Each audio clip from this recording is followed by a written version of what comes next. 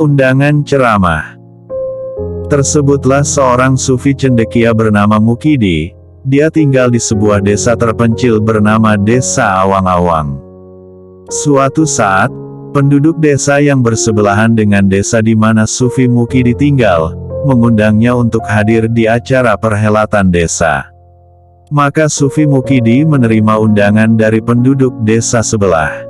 Setelah Sufi Mukidi tiba memenuhi undangan di acara perhelatan desa sebelah itu, dia didapuk untuk berceramah dan dipersilahkan untuk naik ke atas mimbar. Maka kagetlah Sufi Mukidi, karena selama ini, dirinya tak terbiasa berceramah di atas podium, apalagi di depan banyak orang, seperti saat ini. Awalnya Sufi Mukidi menggaruk-garuk kepalanya yang tidak gatal, sembari menghisap dalam-dalam rokok kawungnya yang dia linting sendiri dari daun jagung kering. Sufi Mukidi berpikir keras, dia tidak tahu materi apa yang akan dia bahas pada ceramah yang akan disampaikannya itu.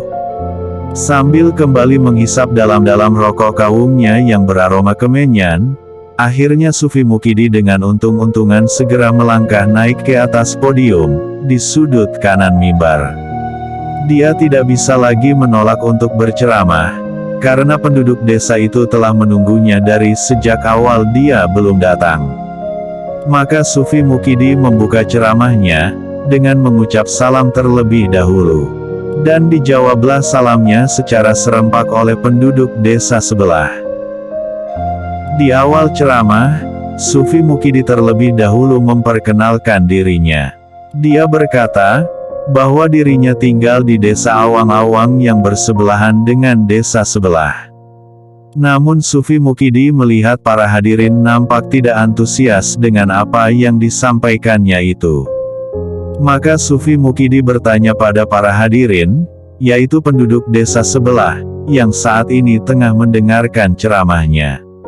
Apakah Anda semua mengerti pada apa yang saya bicarakan? Tanya Sufi Mukidi dengan sedikit jengkel. Tidak, jawab mereka serempak. Mendengar jawaban mereka, Sufi Mukidi malah terlihat bernafas lega. Lalu dia berkata, baiklah, kalau Anda semua tidak bisa menangkap apa yang sedang saya bicarakan, adalah percuma, saya terus berkata-kata pada orang-orang yang bahkan tidak mengerti akan apa yang saya ucapkan. Maka Sufi Mukidi buru-buru mengucap salam, tanda akhir dari ceramahnya, sembari dia turun dari atas mimbar tanpa terlebih dulu menunggu para hadirin menjawab salam yang dia ucapkan. Sepeninggal Sufi Mukidi, sebagian banyak orang-orang desa merasa malu, karena mereka dianggap tidak bisa mengerti apa yang disampaikan oleh Sufi Mukidi dalam ceramahnya. Maka bersepakatlah mereka semua, untuk kembali memanggil Sufi Mukidi pada keesokan hari, karena perhelatan desa diadakan selama 1 minggu suntuk. Dan pada keesokan hari, kembali Sufi Mukidi diundang hadir untuk berceramah, meneruskan ceramahnya yang tertunda. Setelah Sufi Mukidi sudah ada di atas podium, kembali dia bertanya, apakah Anda semua mengerti apa yang saya bicarakan? Iya, jawab mereka serempak. Baiklah, kata Sufi Mukidi, lalu dia meneruskan kata-katanya lagi.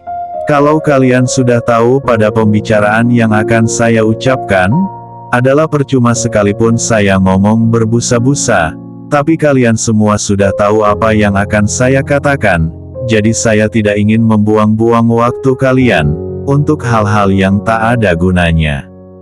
Begitu kata Sufi Mukidi mengakhiri ceramahnya, untuk kemudian dia melangkah turun dari mimbar setelah tak lupa mengucap salam.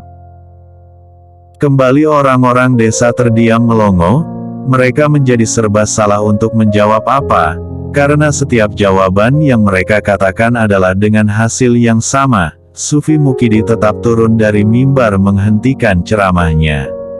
Maka, untuk memperbaiki perasaan tidak enak hati, kembali mereka berembuk dan bersepakat untuk mengundang kembali Sufi Mukidi pada malam berikutnya.